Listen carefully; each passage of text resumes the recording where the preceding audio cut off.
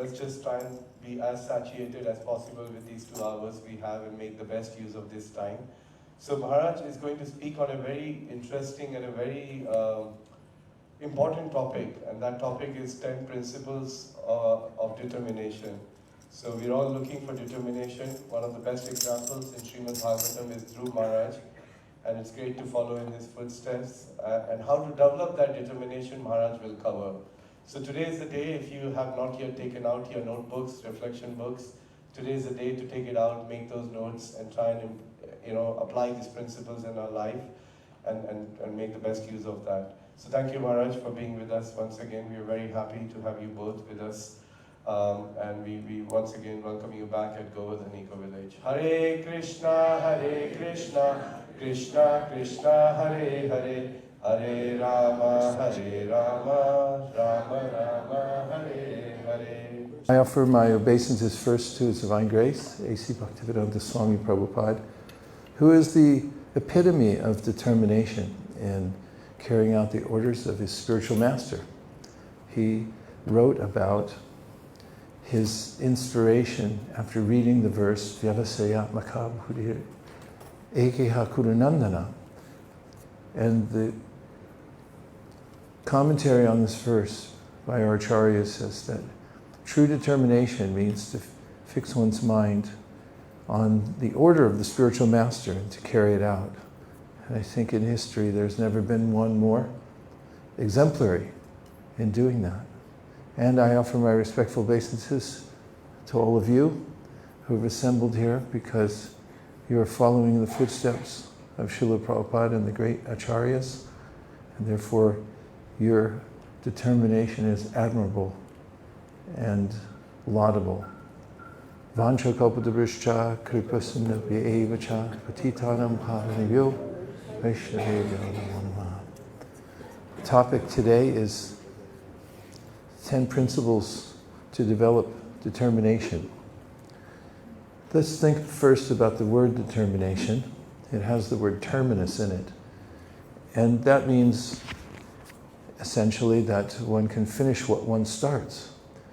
If you've ever started to read a book and then found that you only got to the 2nd chapter, or if you had an idea to write in your notebook every day for the year, but that you found, or you've found in your drawer several, maybe 6, 7, or 8, 5 to 7 notebooks that were a quarter filled because you started and then you stopped, then maybe you felt frustrated and thought, why couldn't I finish?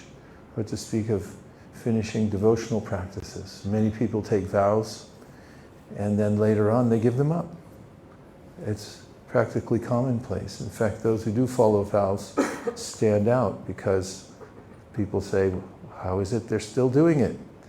And Prabhupada told us once, don't be amazed at who stops following their vows, be amazed at who does, because it's far more extraordinary.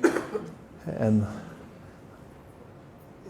those who do have the determination to continue and at least put together one lifetime in full dedication to Krishna are notable. So let's talk about some of the principles of determination today. And my intention is, by mentioning these principles, that you can take them with you, and many of them are very practical. And you can enact them yourself, especially if you make a note or listen to this later, and go through the 10 and find out how you can execute each one of them.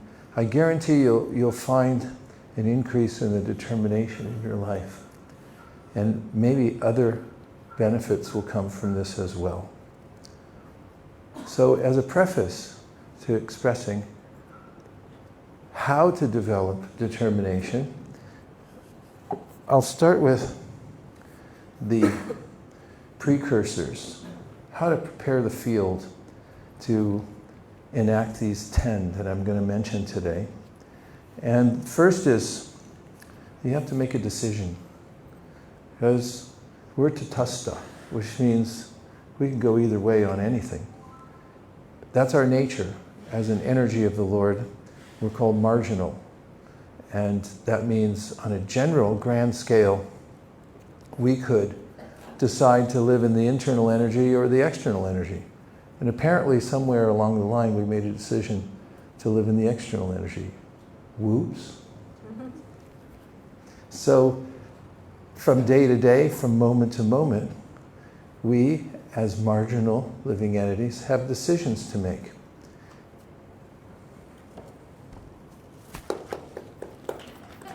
Thank you. Thank you very much. I really appreciate that. You noticed I was able to catch this with my neck.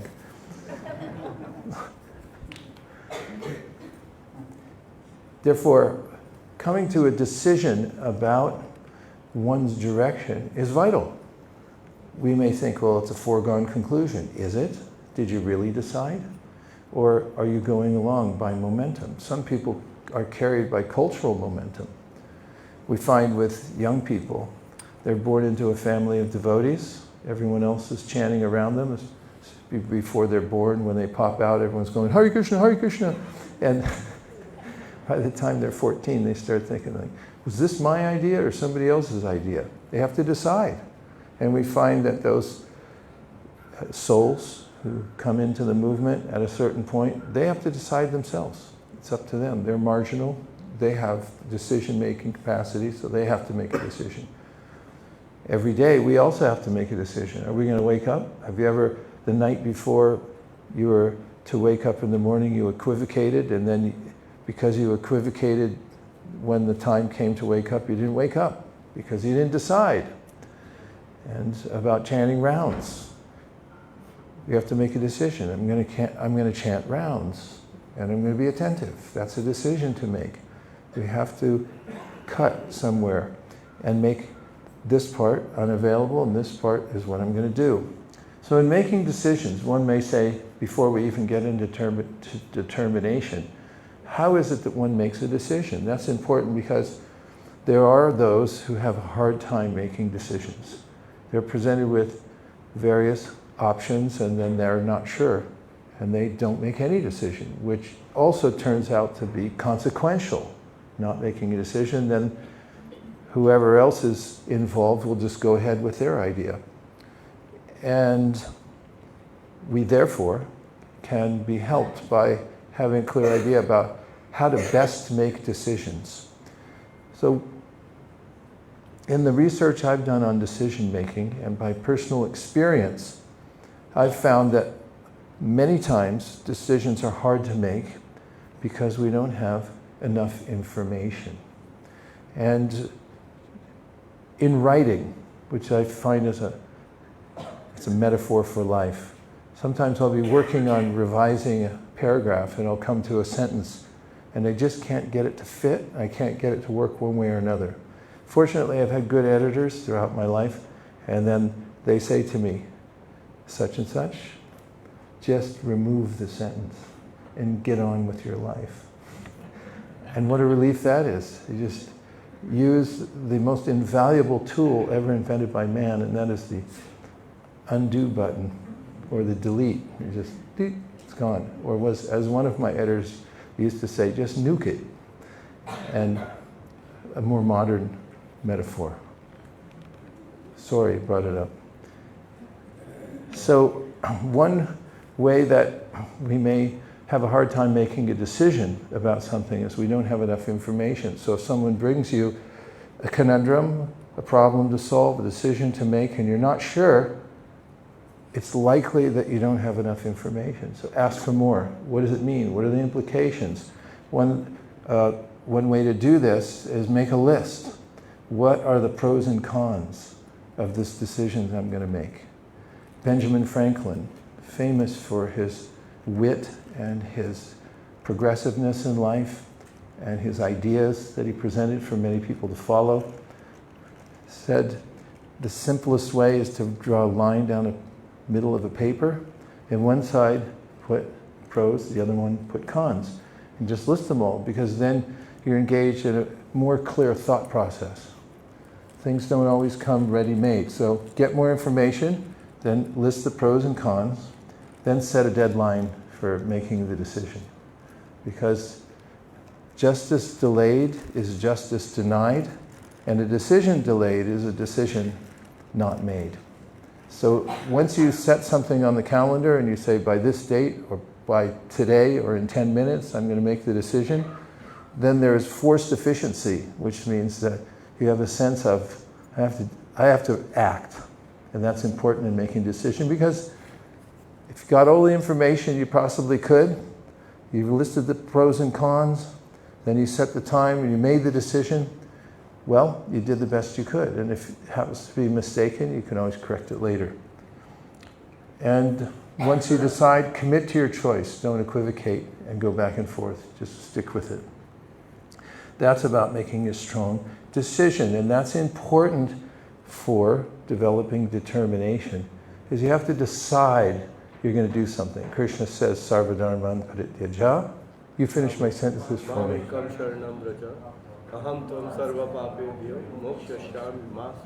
Thank you. Krishna gives an offer. He says, surrender to me. I'll protect you. Don't worry. Don't hesitate. Don't give it another thought. And then you could possibly decide. You just say, I've decided I'm going to surrender to Krishna. So you have to make a firm commitment. Say, I'm doing this. That's why people, well, it's not why, but it's enacted in initiation vows.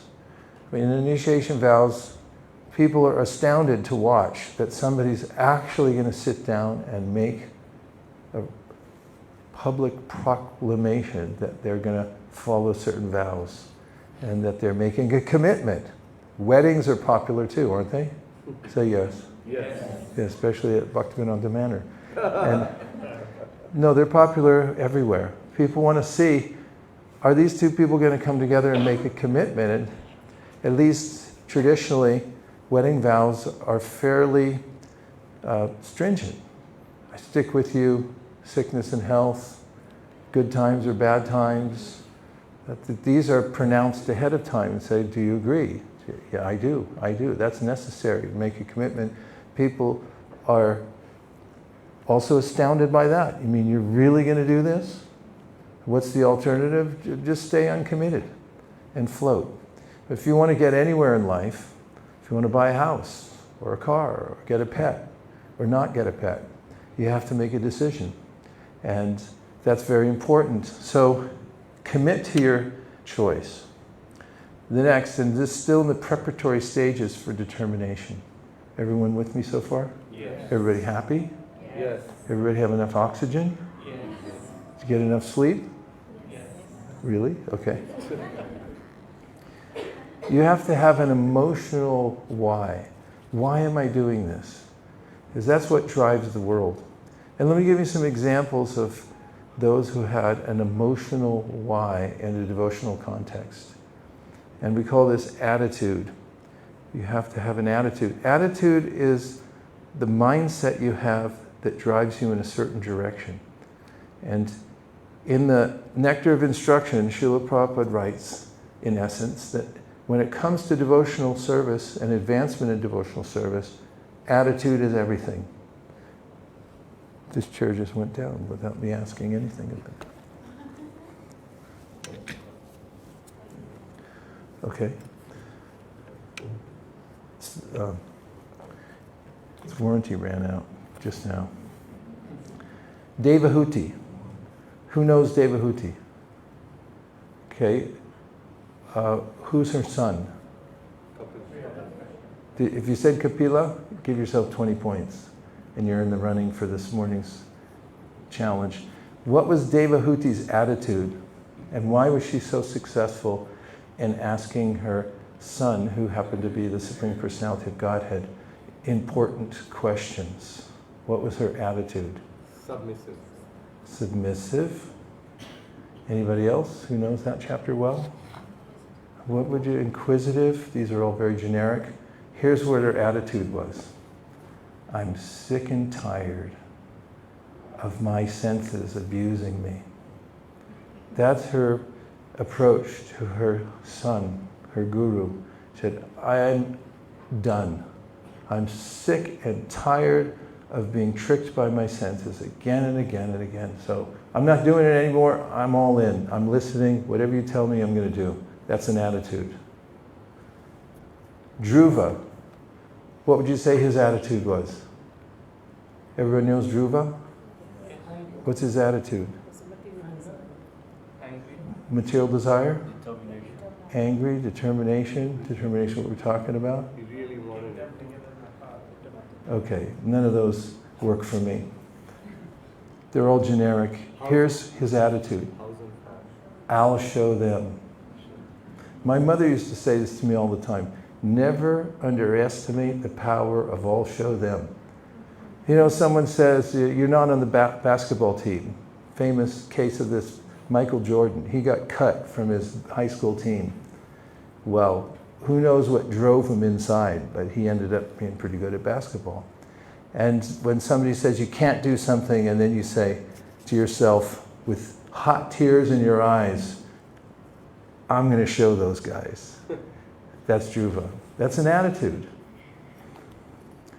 Bharat Maharaj, remember what happened to him? What happened? He went to the forest, meditate, gave up everything, young man, billionaire, king, more than a billionaire, and gave up family for the sake of spiritual emancipation, and then he blew it. At the last minute, he got attached to a deer, took birth as a deer in the next life. What became his attitude? I know I shot all the other ones down, so now you're afraid to say anything. Go ahead. I'll be nicer from now on. Go ahead. I'm not making that mistake. I'm not making that mistake again. As I put it here, if I ever get out of this one. Have you ever been in that situation? I'll give you an example of a famous personality who I heard in an interview. His name, I think he's English. His name is Cat Stevens. And he was a musician in the 60s and 70s who became very famous and wealthy. He had his own home at Malibu Beach in California. Best real estate you can get. Had his own private beach and went out one day for a little swim in the ocean, very calm day. And as he was wading out, he realized that he was being carried a little further from the shore that he wanted to be. And then he thought, no problem, I'll go back in. Then he realized there was a current carrying him out to the ocean. And as hard as he swam against it, the more he was being carried out. And he realized in that moment that this is my whole life going in front of my eyes. So-called fame, all the wealth I have, the way I've worked my way into this position. He says, it's all useless now because I'm going to drown. And what are the papers going to say? And I'll just be another third-page article somewhere. And that's when it came into his heart, and it never had before, that I'll pray to God. So he said in the interview that time he put a prayer out to whomever. He didn't know who God was, and he just said, if you get me out of this one, I'll give you the rest of my life. And he said about a minute later, this little wave came tooling in, and it was just enough to pick him up and pull him all the way back into the beach so he could get his feet on the ground. And when he walked out into the sunshine and on the dry sand, he said, that's it. So this mood of, if you can get me out of this one, my Lord, I'll just dedicate the rest of my life. That's an attitude. Prahlad Maharaj, what was his main attitude?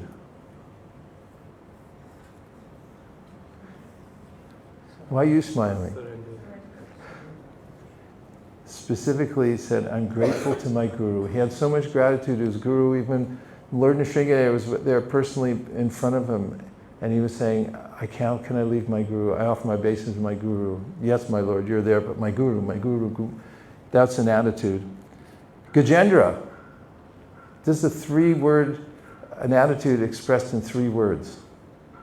Remember Gajendra? Yeah. What was his predicament? His predicament was he had a crocodile on his leg. Does anybody here have a crocodile on his or her leg? Say yes. Yes. Yeah, we all do.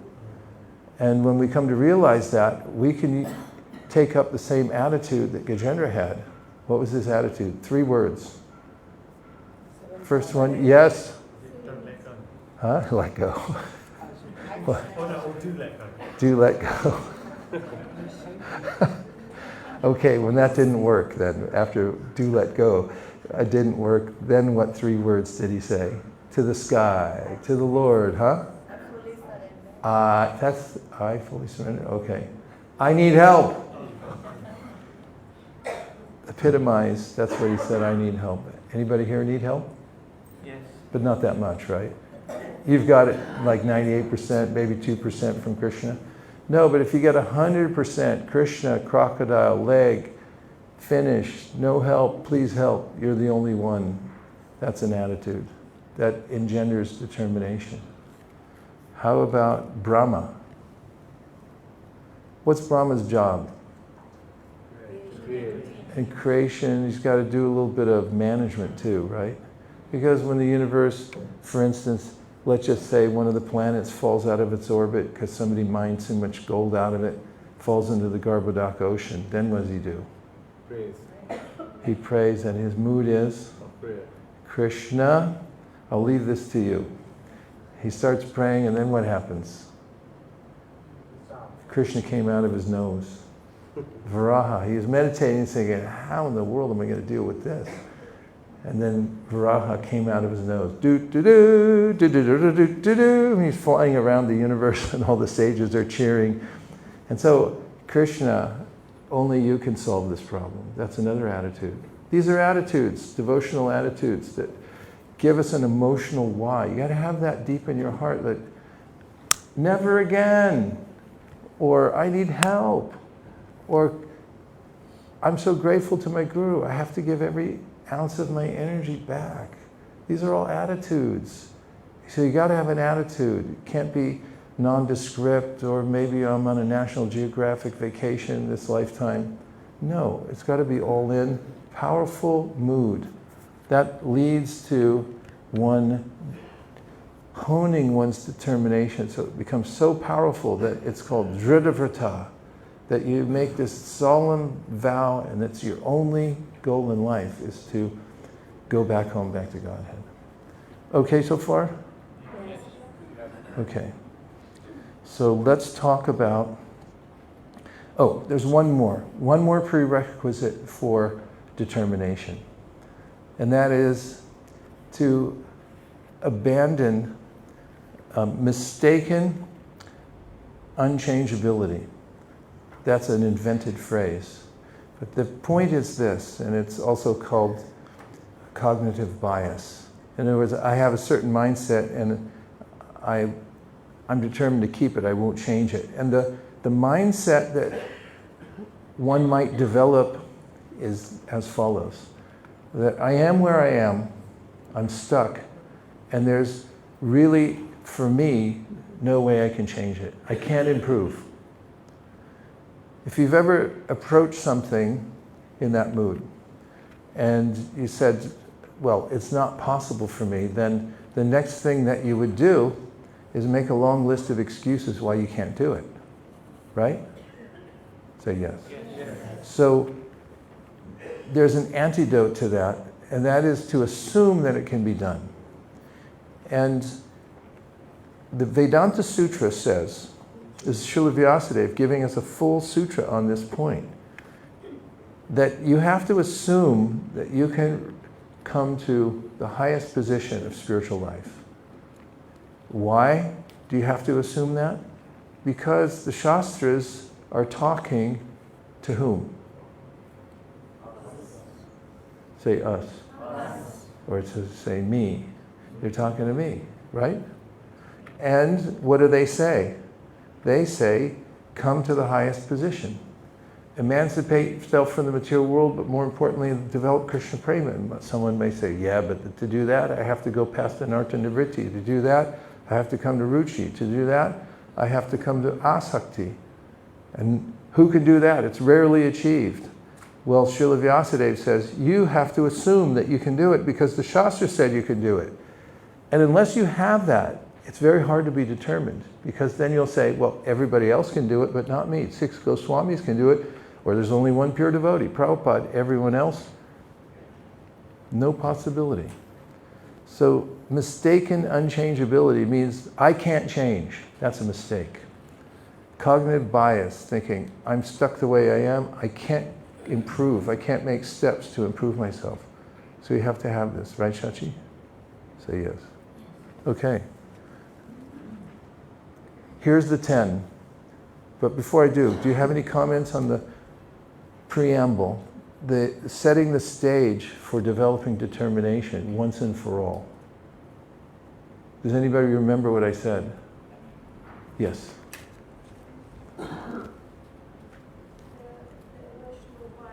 We have to have an emotional why. Give her the mic, if you don't mind. I'll repeat it until you get this second. Okay. You have to have an emotional why. Emotional why. Yes. So having the right attitude in devotional service and examples that were given, You're going to go do them all, right? Just do one and then we'll pass it around. Okay. Emotional why? Anything you want to say about that? Attitude? Yeah. So having the right attitude, so I'm thinking, what we just said, Mara, so assume it can be done. Yeah. And the Shastras, we have to have trust in the Shastras. If the Shastras say that we can do it, you know, we're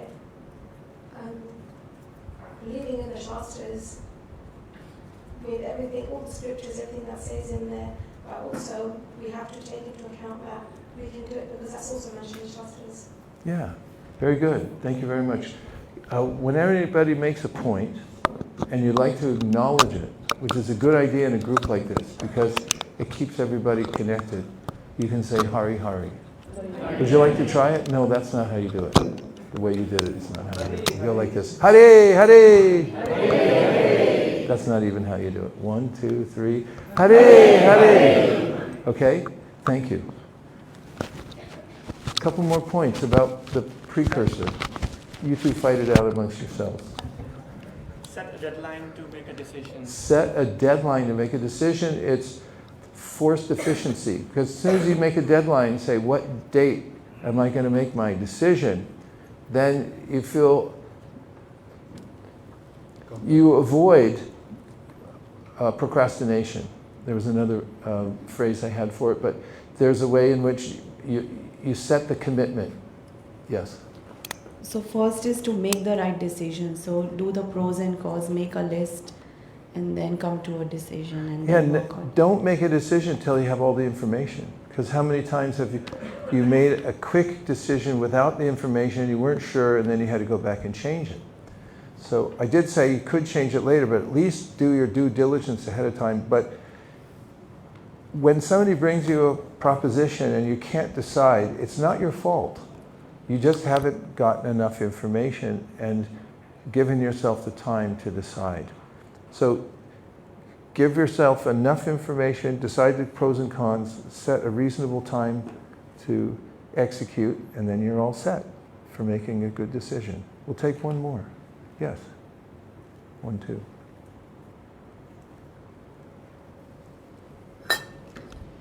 Can I ask a question, Maharaj? Oh yeah.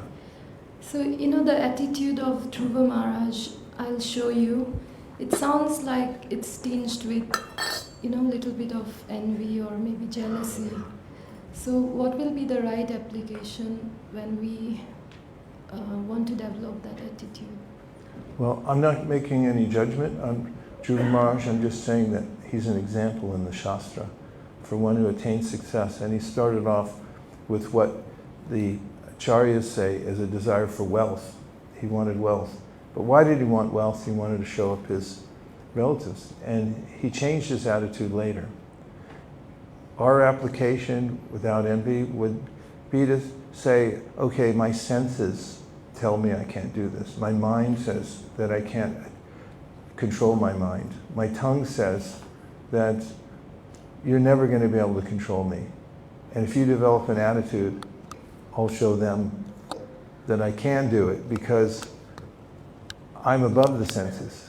And I'm going to use my attitude that I'm going to show my tongue Or maybe somebody else told you that you're fat. Like, okay, I'm going to show them that I can control my tongue so I become healthy. And you can use that as a leverage for your own determination to practice, to get more deeply into your discipline. The goal in this case is to come to a point of being one-minded, focused. Then there was one last one. Yes, you had your hand up? Please.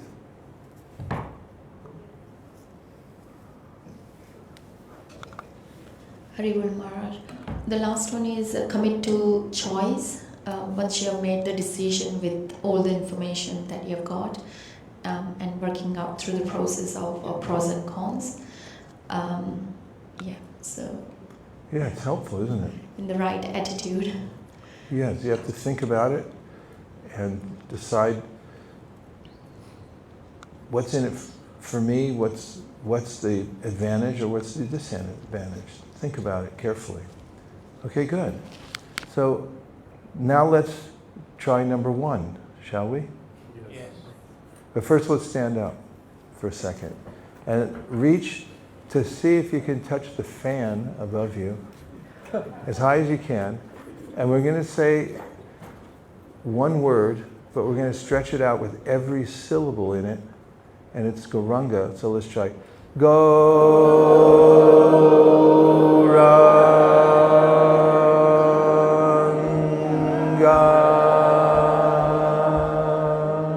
Okay, you can sit down. Here's number 1. Work from your natural strength. It's very important to have determination, because if you take on more than you can handle with your natural strength, which means your adhikari, what you're qualified to do right now, then you may feel overwhelmed. And therefore, realizing your personal capacity for something and act according to that will give you success. I'll give you an example, like learning to play an instrument. If you approach an instrument, which one would you like to talk about? Can I have mridanga or harmonium? Harmonium, mridanga. Okay, so mridanga. Let's say you approach the mridanga and you've heard somebody play the mridanga and they're really good at it. And then you sit down after your first lesson and you've been given an exercise to play on the mridanga that's very simple, called teraketa. Every student learns it as his or her first rudiment to play teraketa. Correct? You're all smiling. It means you've got teraketa. So teraketa, and then you think, no, I'm going to play like that guy who's got the fancy kurta, little beard, and they really are, they've played more notes per minute than anybody's ever heard before in mridanga, in a kirtan in their life. And you think, no, I want to play like that. And then you come into the kirtan, you'll be disturbance because you haven't done your teraketa. So if you start with teraketa, as many mridanga teachers will say, go slow so that later you can go fast. And they'll tell a story, many of the mridanga teachers, about a young boy who came to learn from his teacher and got the first lesson of teraketa, and the teacher said, when you've perfected that, you come back to me. And he didn't come back for 20 years because the student stayed home and he said, I don't think it's perfect yet. He kept playing teraketa for hours a day. And when he came back and he showed his teacher was old by then and said, where have you been? He said, I didn't perfect my teraketa. And he said, let's hear it. And he had become so focused on that one rudimentary that within a few days he became proficient at everything else. So we start with what we can handle, or where we are now. Start with your teraketa and get really good at it, get expert at it. Work from your natural strength. There's a few points about this made in the Shastra, and I'll read to you if you're open to that. Yes. Okay? Settled. This is from Srila Prabhupada's purport in the 8th canto, 2nd chapter, regarding Gajendra. Thereafter, because of being pulled into the water and fighting for many long years, the elephant became diminished in his mental, physical, and sensual strength. The crocodile, on the contrary, being an animal of the water, increased in enthusiasm, physical strength, and sensual power. And an excerpt, that was the verse. Here's an excerpt from the purport. The soldiers in this Krishna consciousness movement must always possess physical strength, enthusiasm, and sensual power. To keep themselves fit, they must therefore place themselves in a normal condition of life. What constitutes a normal condition will not be the same for everyone. And therefore, there are divisions of Varnashram, Brahman, Kshatriya, Vaishya, Shudra, Brahmachari, Grihastha, and Vanaprastha, and Sannyas. Furthermore, in the Transcendental Diary about Prabhupada, written by Harisari Prabhu, he tells of a list that Prabhupada made that one should be attentive to, and here's what he put. Number 1, health. Number 2, sadhana. Number 3, service. Number 4, reading. And he also told Satsvarup Maharaj, and this is Satsvarup Maharaj's notation, that when Satsvarup Maharaj as a sannyasi wanted to get a mobile home so he could travel and preach, some people were saying, oh no, you got to walk barefoot across the country. And mobile home will never do for a sannyasi. He went and asked Prabhupada, and Prabhupada wrote back to him. He wrote to him and he said, keep yourself comfortable so that you can serve nicely. That doesn't mean be lazy. It doesn't mean being extravagant. It means what Krishna says in the Bhagavad Gita, yukta haraviharasya, yukta chestasya karmasu, yukta swapna babodasya, yogo bhavati dukkha. Be balanced in your life. And take what you need so that you can have, as Prabhupada writes here, sensual strength. You have to have physical strength. Do you remember the other two? Second one was enthusiasm. And the third one is sensual power. So these are elements of the first one, which is to work from your natural strength. Make sure that you're in a position where you can be strong, sensually, physically, and you're able to apply yourself with full enthusiasm. Okay? Yes. Yes. Then say Hari Hari. Hari Hari. Okay. You ready for number 2, or am I going too fast? Ready. Ready. Okay, number 2 is choose deliberate practice over luck. So luck means that, okay, let me give you an example of luck. I had, and still have, a sibling who used to preface everything he said about his life with, if I ever win the lottery, then I, ... If I win the lottery, then I'll do this, this, and that. In my economics class, the teacher gave me an invaluable phrase. Said, the lottery is a tax on the stupid. It's a tax by the government. They make billions of dollars off that, and some person earns a tiny fraction of it over time. It's luck. Or there's the, talking in financial terms, of someone who learns how to invest and then methodically invests, has a philosophy, sticks to it over many decades, and becomes, as that famous book talks about, the millionaire next door. It's 2 different approaches to life. One is that I'll find out what the recipe is and I'll follow it carefully. It applies to anything in our lives. And that is that we have to choose a deliberate practice, something that's already been studied, proven, and we stick to it, and don't think it's just going to come by luck. You know, sometimes people get an honorary degree. Can you think of anybody that's gotten an honorary degree, like a PhD? Steve Jobs got one? Who else? Okay, forget him for now. Who else? Richard Branson got an honorary degree. Only rich people get them? Aren't there some nice people or smart people? Oh, Nelson Mandela got an honorary degree. Oftentimes universities, these are just examples, but universities will often give an honorary degree, and Prabhupada brings this up in a lecture. And then he says, don't go for the honorary degree. Do the work. Do all your courses, get A's, pass the courses, come to the top. That's deliberate work rather than waiting for luck. Just, I'm going to wait around and maybe Krishna will stop by and pick me up. In some sense we have that idea, but we have to do, as Srila Bhaktisiddhanta says, work in such a way that Krishna will want to see you. They'll want to come pick you up. So don't depend on luck. Find out what the recipe is and use the recipe for success. Are you ready for number 3? Yes. Okay, I'm not done with 2, so you'll have to be patient.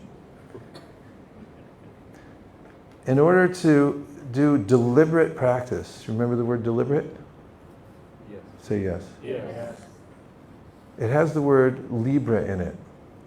Libra, as you know from astrology, what's the sign? It's a pan scale. It's got 2 sides to it. And pan scale means you weigh things out. Some things are more weighty than other things. Some things are more important than other things. True or false? Yes. I said true or false, not yes. Okay. So, true. So don't major in minor things. There's a minor thing, you put all your attention into it, you're wasting your energy. And so deliberation means find out which is the most important thing and then give your attention to that. And that's called what? Deliberation. In order to be deliberate, do you know how to spell it? Yes. Let's hear it. D-E-L-I-B-E-R-A-T-E.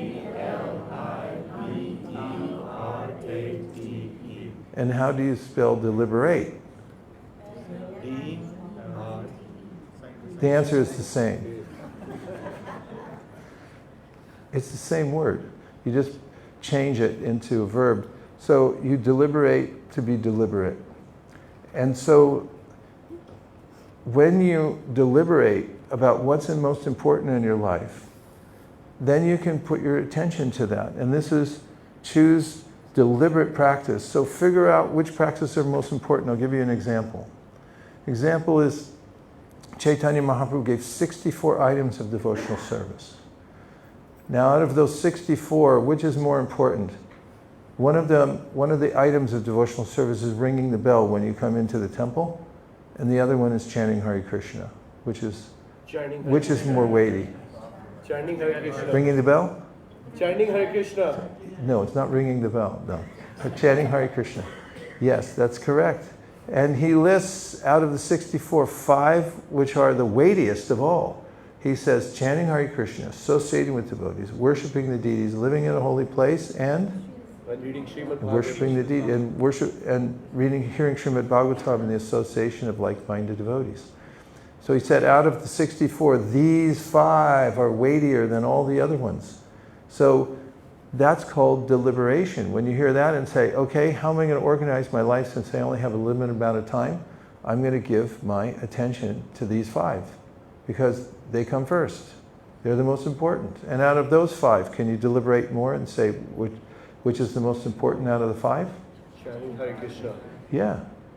That's deliberation. So now you're able to be determined because you have a clear idea of what to do.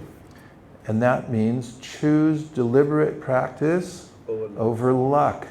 Don't just do anything and be idle and then hope that you get an honorary degree. Be very clear. Now, in practice, there are 3 specific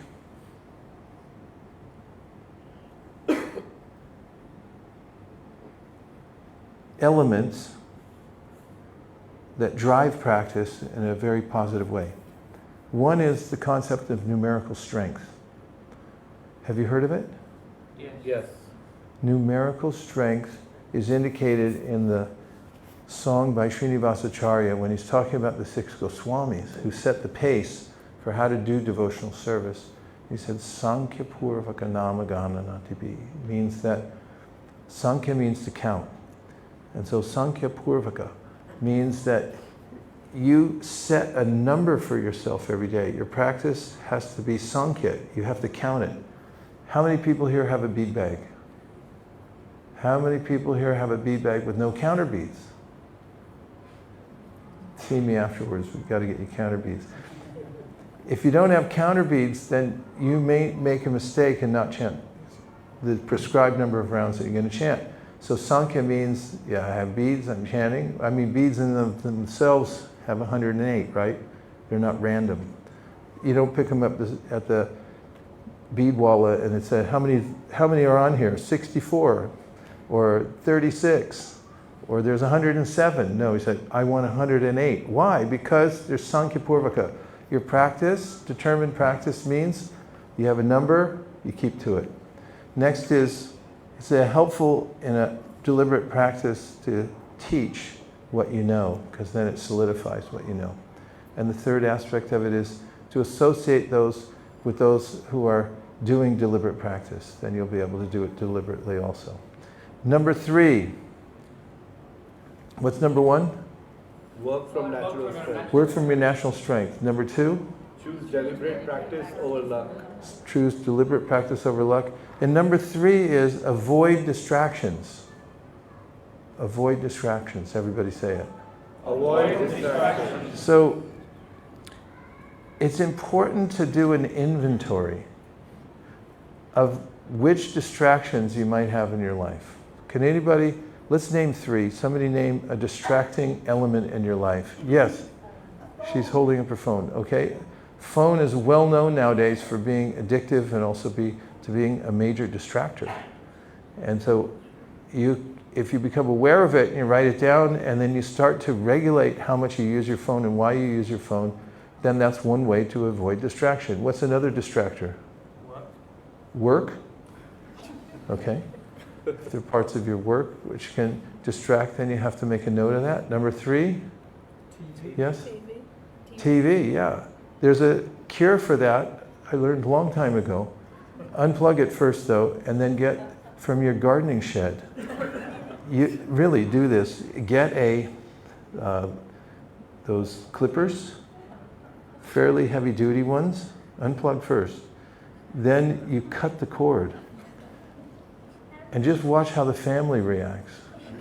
When everyone comes in and they look and they see, TV doesn't go on, their eyes trace it up and they'll see the little plug is severed from the cord. There'll be an initial reaction where people will say, what the? And then you have a little feast ready for everybody. Make some khitri, little achar, lemon, lime's better, and maybe a papadum. And you sit everybody down and say, let's have a normal talk, like human beings before TV existed. Because ours doesn't exist now either. Because good luck getting it to work without the cord. So do cut the cord. And this is a major, if you find a major distractor, if you want to be determined, eliminate it from your life. And see how your life changes. Don't live a predictable, boring life. Do stuff incrementally that will bring you to this point of full focus on Krishna. Okay? Yes. So everybody say yes. Yes. That means you're going to cut the cord. Okay.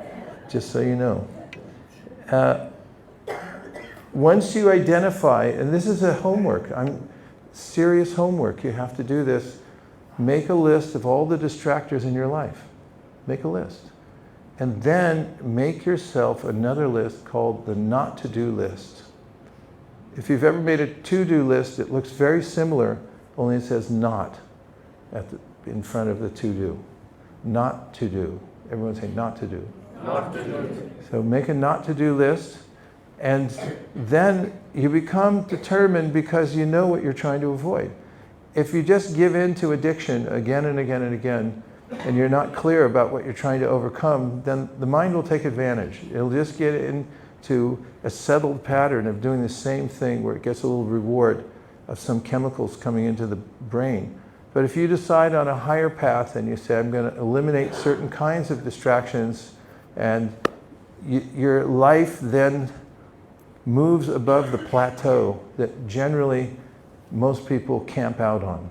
Most people camp on a plateau, and it's because of the TV or other kinds of distractions that they allow to stay in their home or in their brains, in their houses. So that's number 3, avoid distractions. So we have number 1. Work from a natural strength. Work with me, people. Number 1. Work from your natural strength. Number 2. Choose deliberate practice over Number 3. avoid distractions. Correct. 20 points to everybody.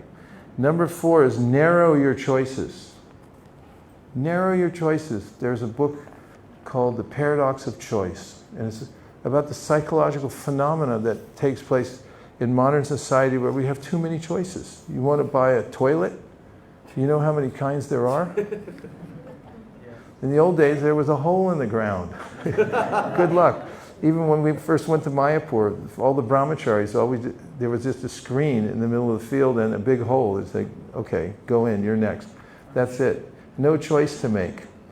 And nowadays, if you want to buy some nail clippers, there's supersonic ones that work by sound vibration. Not really, I'm just making it up. But everything requires a cognitive overload. They're just trying to decide things.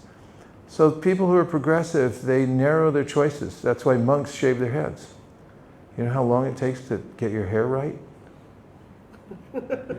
How long does it take to get your hair right? 5 seconds. 5 seconds, okay. The shorter it is, yeah, I mean, it takes me time too because I have to shave my head, but everything takes, time. So like Steve Jobs, not that he's the paragon of virtue or anything like that, but he was efficient. He wore the same outfit every day. Like, I'm sure he had a few sets, but there was jeans. There was jeans and a black turtleneck. That was it. And some tennis shoes. And that way you didn't have to think about it. So that's why monks, they wear the same thing, same color, style in, style out. It's the same style all the time, Hare Krishna style, right? So I'm not saying everyone should be dull and look the same and everything, but I'm saying, using this only as an example, if you have too many choices and we go into all the varieties, combinations, and permutations, then we lose this sense of focus on what's most important. So avoid distractions and then narrow your choices. So this brings us to a point of concentration. And it's compared in the Srimad Bhagavatam to be like the concentration of the sun ray. Tivrena bhakti yogena. When your bhakti is focused, then it has effect immediately. You catch fire. And that means you've narrowed your choices, you've eliminated distractions, and then you can be extremely attentive to what's most important. And here's one of the ways to narrow your choices. And that is to every day write down in advance a clear goal for the day or a clear plan for the day.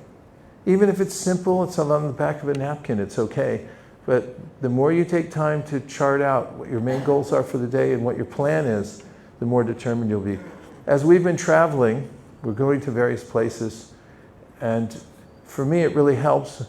I always ask, like, please give me a printed list of everything we have to do today so I know what we're doing. Once I have that, I can refer to it and I immediately feel more peaceful and more focused and more determined because I know here's what I have to be ready for the day. If I don't have that, it comes as a big surprise. Like, you're not ready yet? We're driving, another 2 hours somewhere else, and then I'm out of balance. So wherever we are, if we take the time to plan each day in advance, never greet the dawn without a map. When you get up, you should have a map ready to say, here's where I'm going to go. So that's number 4, narrow your choices, plan each day in advance. Number 5, compose and write your own constitution. You know what I mean by that? The United States has a constitution. You can go see it, the original document. It's in the Library of Congress in Washington, D.C. It's a big document. Took some time to compose by a group of people. They wrote down all the principles that they were going to follow and what the course of their life was going to be determined by. And then they posted it. They said, this is what we're going to do. It's all written down. Precursor to that document was the Magna Carta. People lived in serfdom before the Magna Carta, and how did they come out of it? They decided what they were going to do next. And that was to have a more evenly balanced society where people had an opportunity for upward mobility, and they wrote it down in this document called the Magna Carta, right? Yes. Say yes.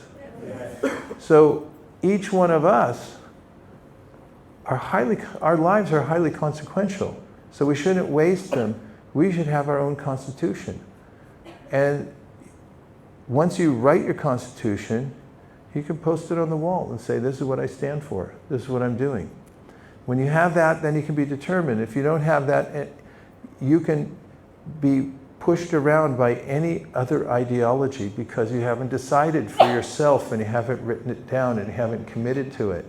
So write down what your main purposes in life are. Study the Magna Carta and look at the U.S. Constitution or whatever you haven't written, still following the Magna Carta or whatever it may be, that under any organization that has forward thrust, you're going to find that there's a written document that's very clearly in which are clearly stated the purposes. What other organization can you think of that has such a document?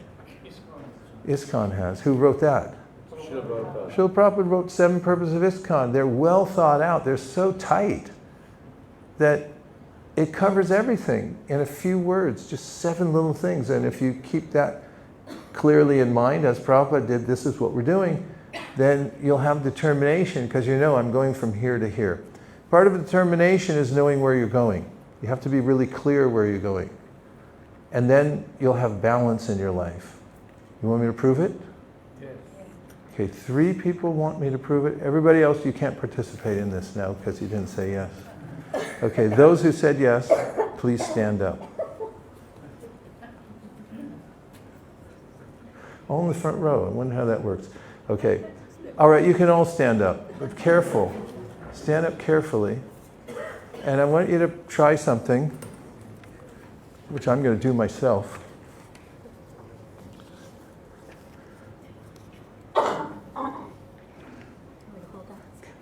No, yeah, thanks. Careful, but just stand on one foot now and stay balanced. Don't hold on, just, how are you doing? Are you twitching? Mm-hmm. But you're holding on. Don't hold, just stay, look like this. It's hard, right? Yes. Okay, that's nothing. Switch to the other foot. Now balance, be careful, close your eyes. How did you do the second time? Try it again. Maybe it was just a fluke that you fell over.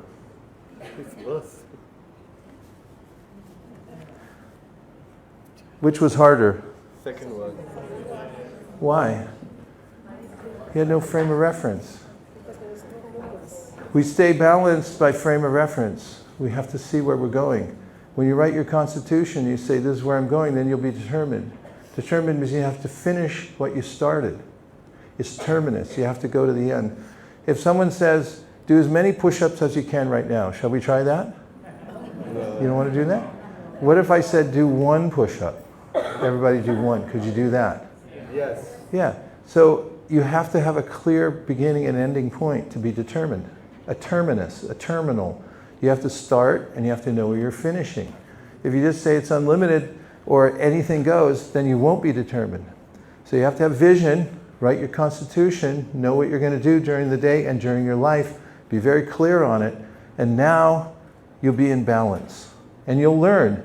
You can learn to stand in 1 foot and balance for a long time. You can even learn to do it with your eyes closed, but it takes a lot of practice. So give yourself the advantage of being very clear about where you're going.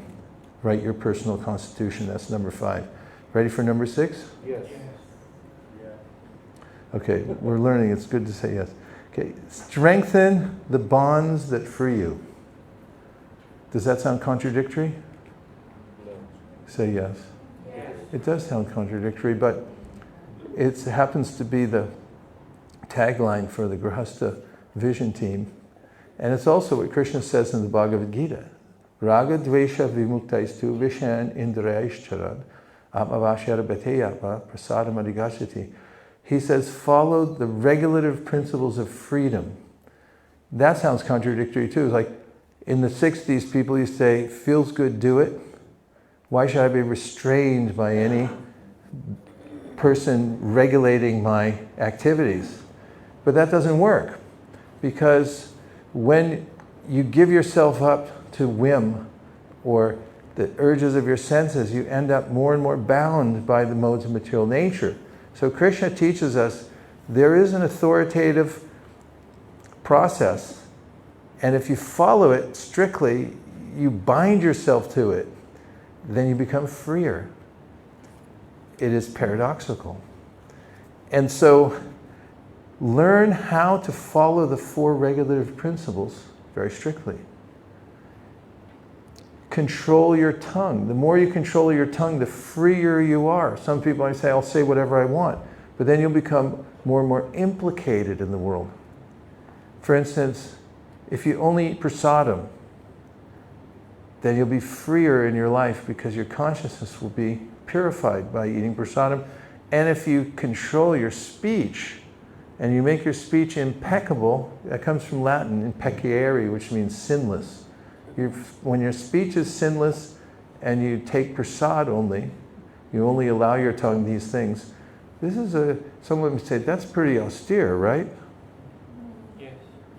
The more austere you are with your tongue, the freer you become. So this is strengthening the bonds that free you. And when you attend to these authorized processes that are recommended by Krishna and Guru and Sadhu, Shastra, then you become more and more free to achieve what's most important in your life, otherwise known as being determined. And your senses can't stop you.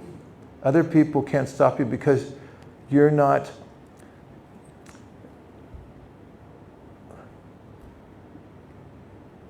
enslaved by others, because you have your own self-control. Number 7, create a list of your own personal values and follow them. For instance, if you have very specific values in your life, let me suggest 1 or 2 and see what you think of them. Here's a value: I don't talk behind other people's backs. If you've ever been in a situation where a conversation gets a little heated up, heated is too much, maybe it's starting to warm up and people are thinking about enjoying the juicy aspects of gossip, which tend to be about somebody else, at somebody else's expense, and you realize the person you're about to discuss is nowhere near the room. They're not even in the same state. They're somewhere else.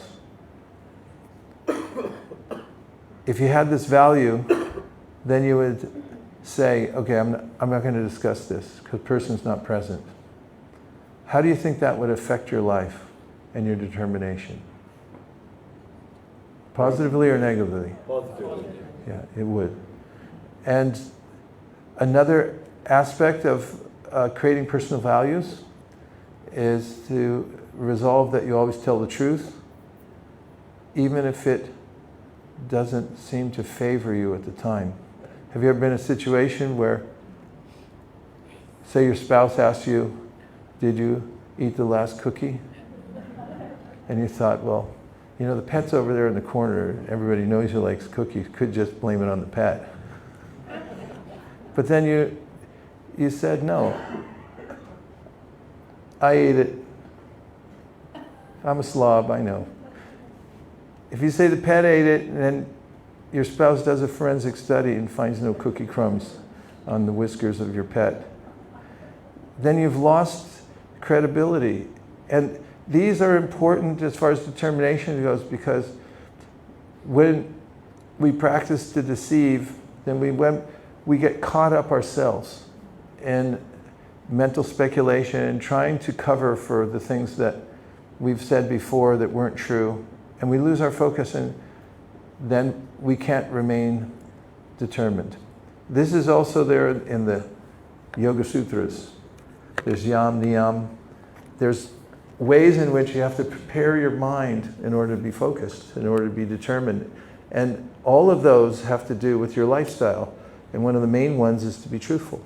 And Kṛṣṇa says it in the Bhagavad Gita also.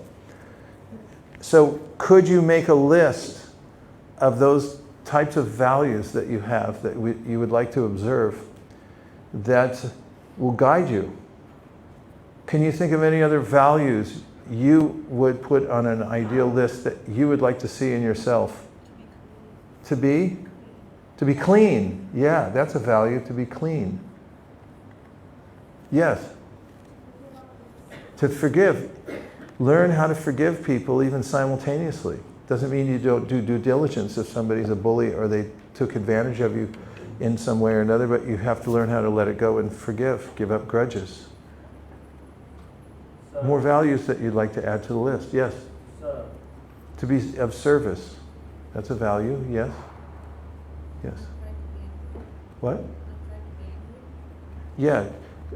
Try to learn how to overcome anger, because anger is rudra. It can burn you and burn everybody else. Yes? To be honest? To be honest, yes. That's one of the most important ones. Nice one. Treat people like you've been treated. Treat people like you'd like to be treated yourself. What if you had a list like this in your pocket and you looked at it regularly? How would you interact with the world? And these are elements that are mentioned in the Bhagavad Gita.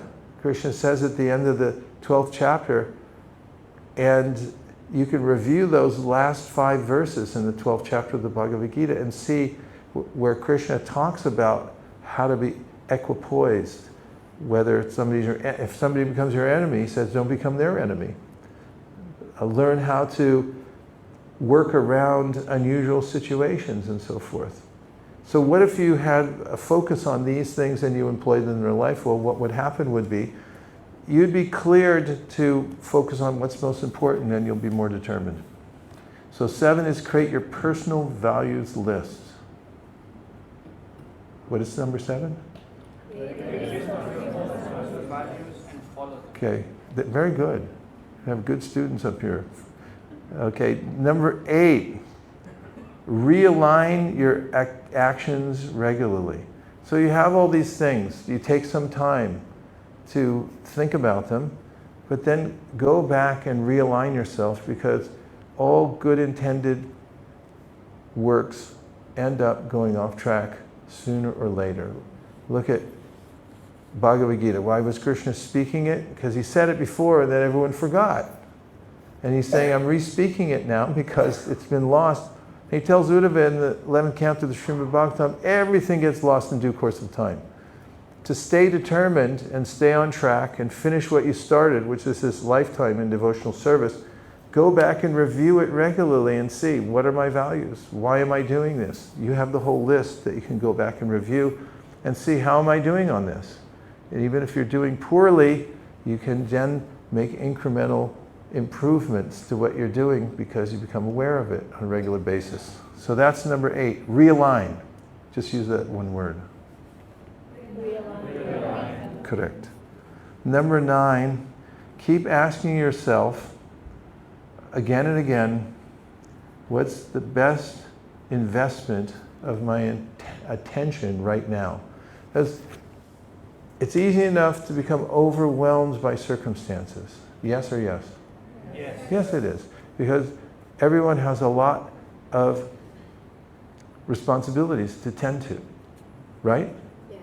So how will I avoid being overwhelmed by all the responsibilities or fulfilling the expectations that I feel people have on me or I have for myself, what can you do about it? And how can you remain determined even in the midst of this maelstrom of urges and prompts that are coming from your mind saying, you didn't do enough? That's a question for you. How can you stay focused? The answer is what I just said, so you can just repeat it. Ask yourself again and again, what's the best investment of my intention right now? Because all you can do is work with whatever you can do in this very moment. I find this very helpful myself because I often feel swamped by various options about what to do next and a feeling of I'll never catch up and it won't be enough even if I do it. Therefore, what happens then? Lose my determination. I think, oh, I won't do anything. Let me see if I can reconnect that cord that I just cut. You end up with some wire. Try to put the wires back together so you can plug the thing back in again. Whatever distraction you have, let me just go back to a life of mindless existence and be distracted by something. But if I say, ask myself, what's the best use, what's the best investment? Word is carefully chosen because we're investing our attention somewhere, right? What's the best investment of my attention right now, right this second? Ask the question out loud. What's the best investment of my attention right now? And what's the answer? I'm hoping you say, listen to this class. All right, thanks. You're just trying to make me feel better. All right. But at any given moment, you can ask yourself that question because the mind produces a storm. And in that storm, we may feel overwhelmed. We may lose our determination. So you have to keep coming back to the present moment. And the question has a hook on it. It pulls you back into the present moment. What's the best investment of my attention right now? Because where attention goes, energy flows. And if you know that principle, don't feel overwhelmed. Just to attend to what you can do right in this moment by asking yourself that question. And you can remain determined. Remember this also. Do what you can with what you have right now. Don't wait for everything else to come into place. There's never a perfect time to do anything. But do what you can with whatever you have right this moment. Ready for number 10? Yes. Okay, 3 people. Everybody else cover your ears.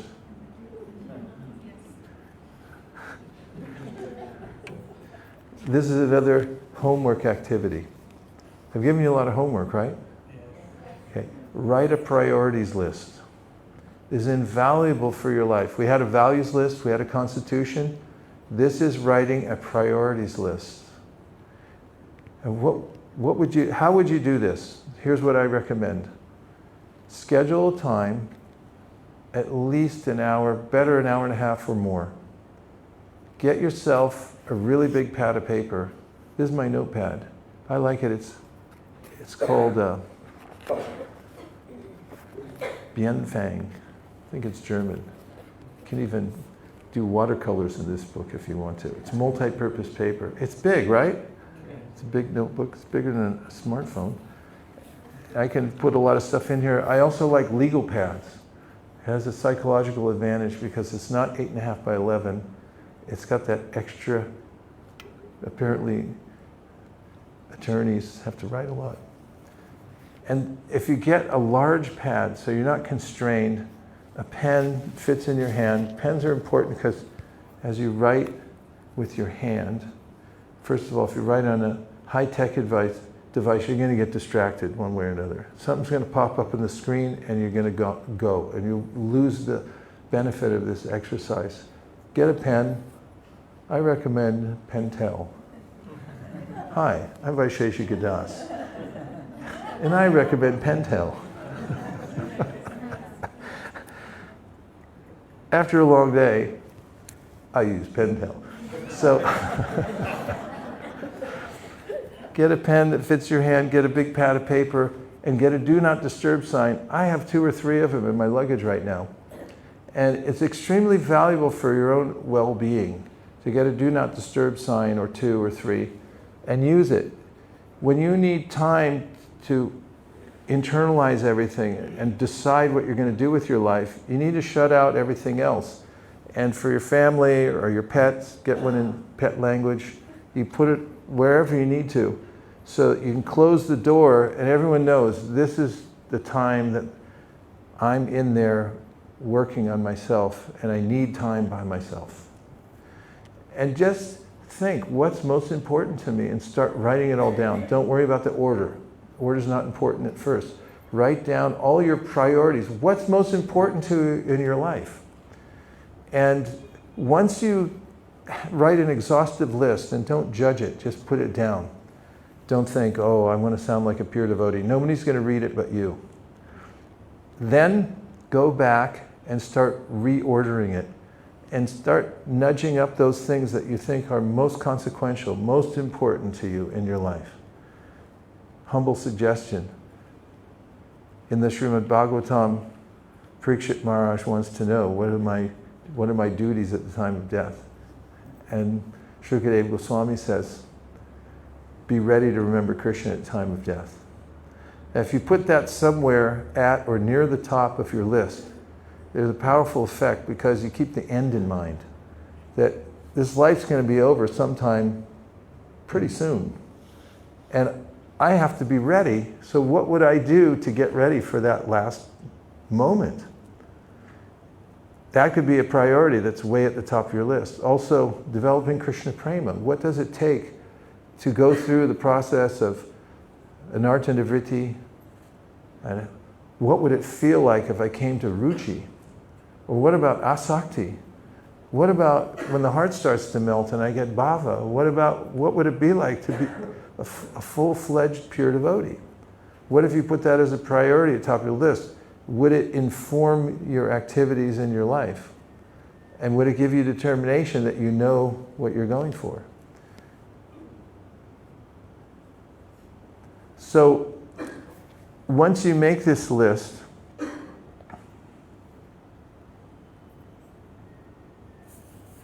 another one I added is,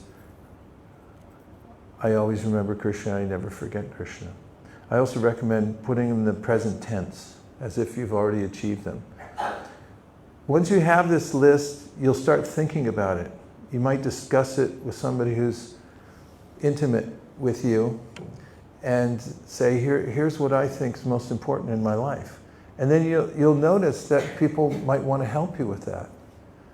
Oh, and then you'll start realizing that I have an unusual set of priorities in my life compared to most other people in my life. They're not even thinking about death, are they? Not that much, but maybe it's stuffed somewhere, but they don't know what to do about it. We do. So once you have this priority list, you can look at it from time to time and it will realign you with what you think you should be doing. For instance, let's say if your priority is to make $1 million, pounds. And so what do? You handle anything that has to do with money first.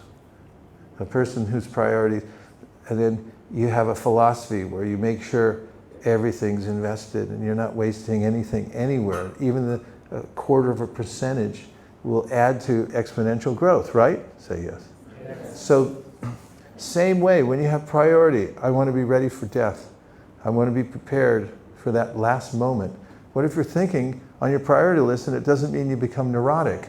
On the contrary, you become much more effective in your life. People who stuff the idea that I'm going to die, they're living in a dreamland. And when death comes, and I love this post that just came from Keshava Maharaj. He wrote it on one of his posts. He said, somebody dies and everyone's surprised. What's the lesson? Duh! We're all dying here. And it can happen at any second, and everyone's like, what happened? So preempt that process by making these priorities. And there are many other things. Like, for instance, let's say relationship with family is extremely important. So what if you move that further to the top of the list, and then you start thinking about, my relationship with my family is so important because, I mean, I love them, they love me, but how often do I show it? Once a year? Every decade? Never? If I move it to the top, then I feel free that, yeah, let me show my appreciation to my family members. What about taking time for the kids? Whatever it may be, put it on your list. You're tatastha. You're free as a human being to make decisions. And if you do that, and you put all these pieces together, and the 10 on this list, you become determined. And you'll have a sense of clarity, and you'll also have a sense that you're fulfilling your purpose in life, and that incrementally reduces the cognitive dissonance that is inevitable in a life that's not being fully utilized. I'm going to end on that sentence because I like the last sentence. Om Tat Sat. Now we'll take any reflections or questions that you think will expand the conversation or help to clarify things. Yes, Nirakula. When we were talking about distractions, I think you said, well, just get rid of them. And a couple of them that were brought up can't be just got rid of. Like, you can't get rid of work. You have to work. Most of us are dependent on a phone. So eating can be a distraction. So many things can be a distraction that you can't get rid of. So how do you go about? Well, thank you for answering that question, Nirakula. Yes, absolutely. When I said cut the cord, though, I think that's a good idea still. Nirakula concurs. She said you don't need a TV. Do cut the cord, though. Surprise everybody and see, excluding yourself, see what happens. But unplug it first. Yes. Okay. Let's say you have a smartphone or a TV. Years and years ago, there used to be a guide to television called the TV Guide. You have to be as old as me to know what that means. It was a little book, paper book that came out once a week that told whatever's going to be on television and gave a summary of what it was. And I once read somewhere regarding television, which has been an albatross for years. There have been books written about it, about how the advent of TV ruined society. We'll just speak of the smartphone. And it's because of random use, and especially with the introduction of the remote control. People tend to watch it as a complete distraction. And those who have done brainwave studies of people watching TV have noted that the brainwaves look very similar to comatose condition in human beings. And what was the prevailing advice by those who understood that people would keep their television and there might be some possible use for it? They said, go through your TV guide and underline everything that you have to watch in order to reach your goals in life. And that way you might find like one or two things that you could justify. And then you'd circle it and say, okay, it's on 8:30. And it's not like you come and throw yourself down on the couch and you find yourself 8 hours later still with the TV going, you're asleep, and there's somehow or other an empty half gallon of ice cream and a spoon right next to you. Because eating and television tend to go together. But you decided, I'm going to watch this for a reason, then it's not random. And it's the same thing with a smartphone, but it's much harder. Because it's kind of like the smartphone is like crack cocaine. It's so addictive that people take one puff and then they can never put it down. And so we have to be as discriminatory as possible and say, how would I use it properly? We were just discussing it with, I think it was Sudhir Madhav was telling us that some brahmacharis, they use an old push phone because that way there's no distraction. You don't get pulled off into some other place, you just use it to call people. But some people, they run a whole business on their phone or they run the whole schedule or something like that. So same advice as from bygone ages when television was the primary distraction, which is decide what you're going to watch ahead of time so you're not a slave to the deliberate programming that's there that tries to pull you into the next thing. Nowadays, it's so sophisticated because people who produce shows have psychological advantage. For instance, the movies that now come out from Apple and Netflix, they've devised them so they're always a cliffhanger. They never end. There's no conclusion. In the old days, like if you watched a movie like It's a Wonderful Life, one of my favorite movies ever. Have you ever seen it? Yeah. It's a Christmas time favorite. And you know, there's an end to it all, and there's a lesson to it. There's a moral to the story. And it's over, and you can go, okay, fine, that's good, that's over. Nowadays, what's produced, it's always a cliffhanger. It's like, you've got to watch the next one. It's just like drugs for the mind. So don't be random, don't be caught up, deliberately figure out what to do. As far as work goes, Krishna says in the Bhagavad Gita, it needn't be a distraction, it can be your devotional service. He says, whatever work you've been apportioned, this is in the 18th chapter of the Gita, Prabhupada says, if you have a particular kind of work, like working in a factory or whatever it may be, you should consider this is the work given to me by Krishna. And then if you want to nail that down, so to speak, give a portion of your income that you earn from the work to Krishna.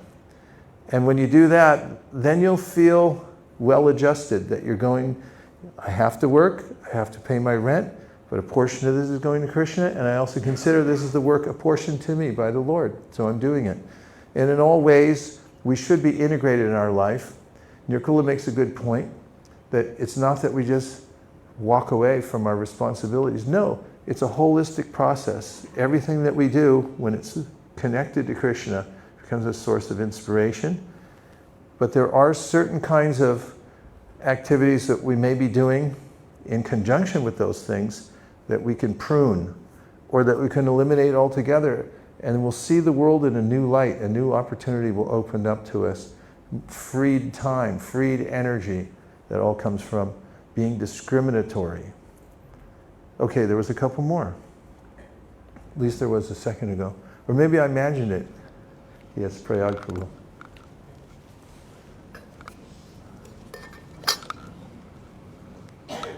Hare Krishna Guru Maharaj. Thank you so much for that wonderful class. Some really, really practical tips for us to take away and reflect on. There was two that I was a little bit confused about, the Constitution and the list of values. And I kind of see that there's a lot of overlap between them. So could you help me distinguish what are what's the unique things about both lists?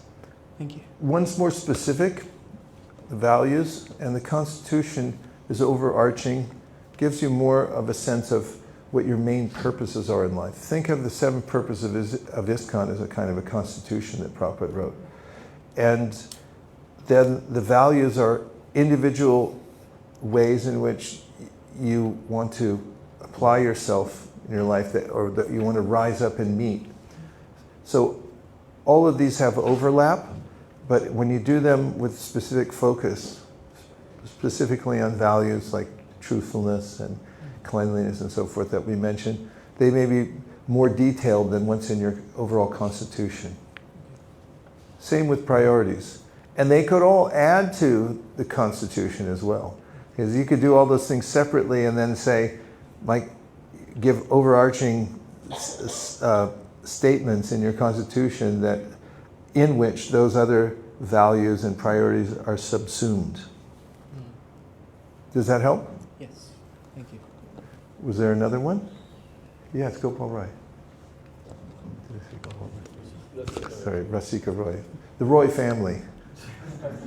But it's an honour to be confused with him. He's an exemplary devotee. Hare Krishna, and thank you for your class. All of the things that you shared, I think, are really attractive, and I feel excited to do them, to mould my life and plan my life and prioritise. But I feel like I've got so many things to do. I don't have time to do all these things, even though there's a part of me that understands that this is the right approach to do these things first. So have you got any advice to curb that restless mind of mine that says, let's just go full force and do everything without thinking? Pray for another pandemic. I did a lot of mine during the pandemic. I was like, oh well, we're all going to die anyway, so I might as well do this now. So it's a matter of prioritization based on sharpening the axe. The story of the man trying to cut down a tree, and an experienced axe wielder walks by and says, oh, excuse me, by the way, that's going to take you a few days to do that by hand unless you sharpen that thing. And then as the man, the advisor, the passerby moves on, the man sort of utters under his breath, yeah, I don't have time, sorry.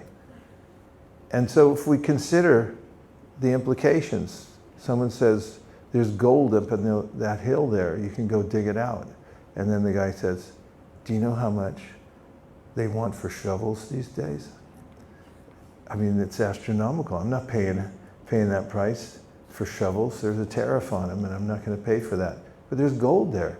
So we have to motivate ourselves to understand, first of all, how much we suffer from not having clarity in our lives, and how much freedom we experience when we're more specific about what we do.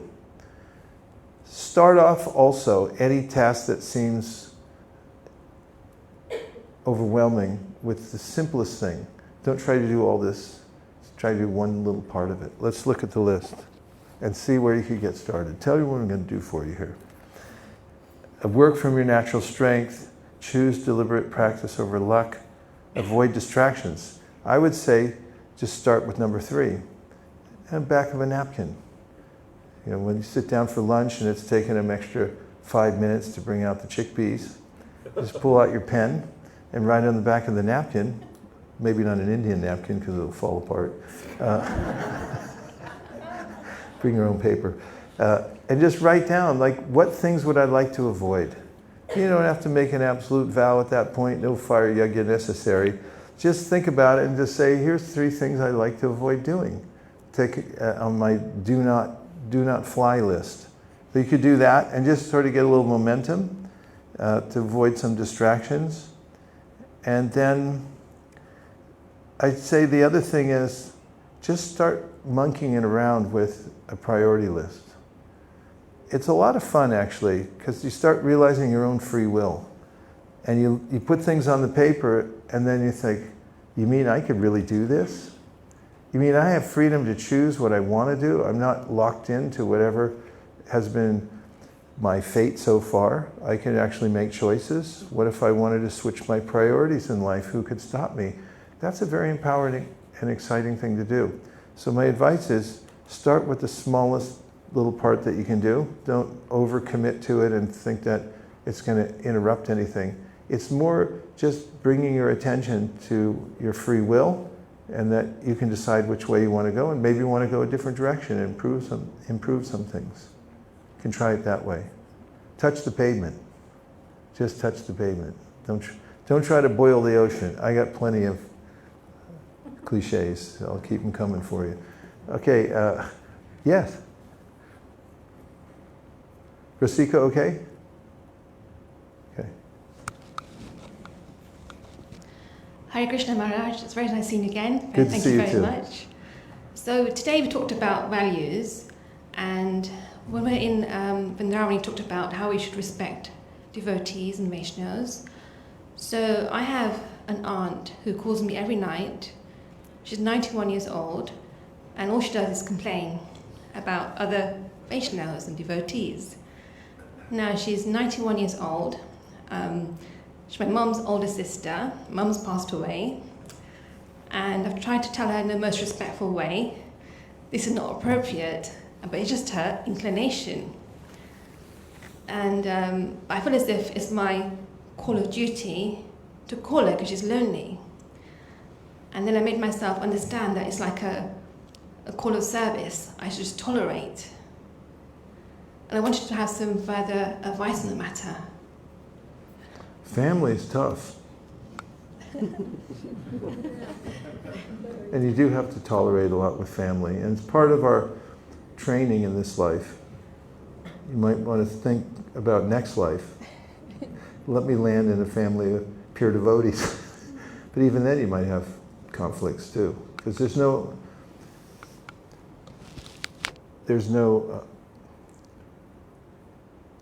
utopia. Is the word I was looking for.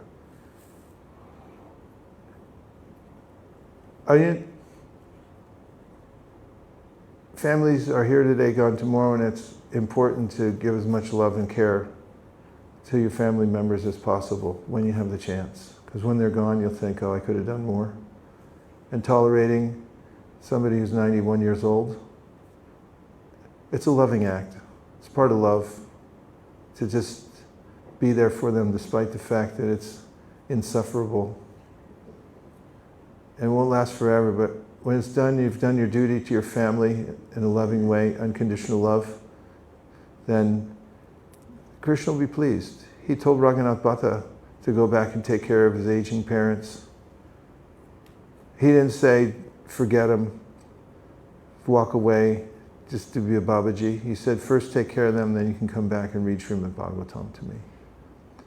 So there's a case to be made for tolerating. And it sounds like you're doing what you can to intervene. But when you're 91 and you're used to it, Nirkula, do you have a point?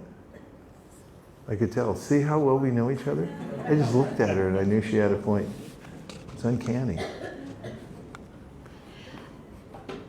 If it's possible to just take more control of the conversation, fill it with reading Krishna book, something like that, that will benefit her and then won't put you in an awkward position of having to hear criticism of devotees. If there's something she likes, or bhajan, something Krishna conscious that feels, and if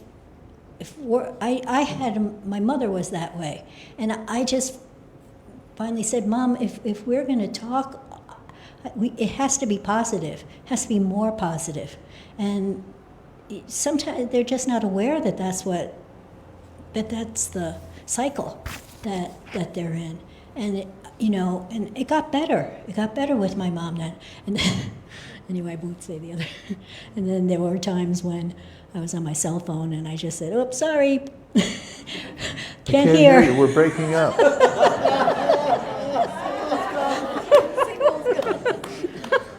But filling the time with something Krishna conscious really helps. Something.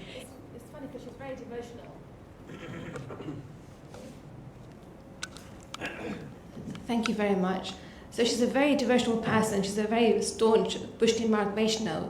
So she wakes up in the morning, does her 3 hours of mantras and everything, and after that it's done, then she starts phoning everybody. So I think now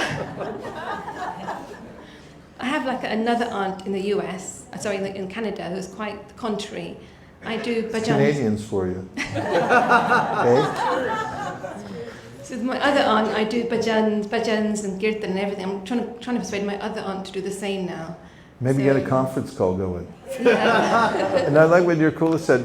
Prabhupada did that when he was taking his walks on Venice Beach and Dr. Patel was coming along. It would always end up in some conflict. So Prabhupada had the devotees, like Giriraj Maharaj was always there on the walk, and he'd have them read Krishna book on the walk, walking along with the book. You can hear the recordings, because he wanted to fill that turbulent time that Dr. Patel, and they get into really strong mode of arguing back and forth, and then probably just read Krishna book.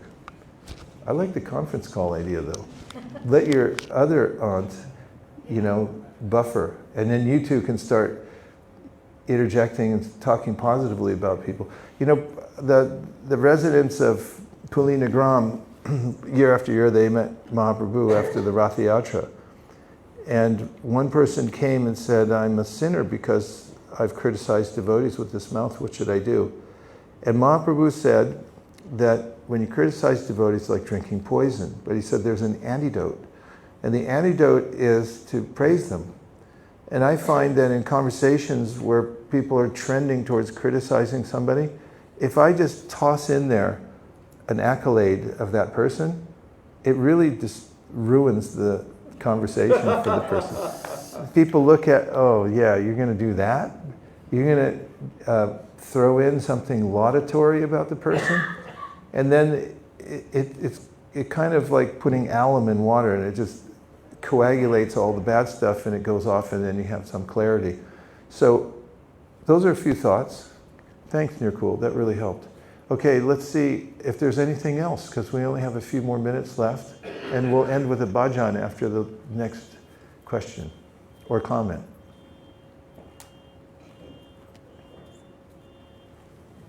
Hare Krishna. Hare Krishna. A question. How do you determine whether it's failure? So I found that when I failed, then I lose determination. Well, it's an understanding of how any progress takes place. And I've found personally, since you asked about me personally, it sounded like, that I've learned most from the times that I've made mistakes and failed. For instance, in Vrindavan, I was there in 1975. Somehow I got coerced into doing the first artik after Prabhupada's artik. And I didn't really want to go on the altar because I hadn't had full training. Had a little training, but training was spotty as far as deity worship goes. And Prabhupada was going to be there. So I got on the altar in front of Radhe Shyam. Then there were two more. Besides, it was a simultaneous artik. I think it was the first one ever done in ISKCON with 3 people. And I fumbled a lot while I was doing it. And I felt so mortified that afterwards I got determined that I'm going to learn about deity worship. And that became an attitude of mine, that I'm going to fix this. And I once was chanting the Guru Puja in Los Angeles. I think Vijay said, sing. So I started singing, and I forgot one of the lines. And after that, it's like, okay, I'm going to go through this line by line and see what it means. And those points where we have failures, so-called failures, are where we can be more determined, and where we say, this is where I'm going to put my attention so that I'm strengthened in this area. When a bone breaks in your body, it's quite natural. It grows back 8 or 9 times stronger than it was before. It's a nature's thing. And a similar thing when we go through our lives and we have missteps, those become the markers for us to do better. And anyone who's achieved, like a community that you see is humming, it's going along nicely, you know they've been through lots of trials and they've taken the time to fix the relationships, and it takes a lot of effort to do that, to normalize and enhance interpersonal relationships between devotees and ourselves and others who we may have disagreement with. We have to apply all the elements of Krishna's teachings in the Bhagavad Gita. So the failure, Prabhupada said, may not be detrimental. It may become the pillar to success in your life. So we will fail according to our definition, but we can redefine what success is, and we can fix whatever things seem to have gone wrong, and we'll be stronger for it the next time. And please notice any successful person has gone through many tribulations and missteps in his or her life to get to where they are now.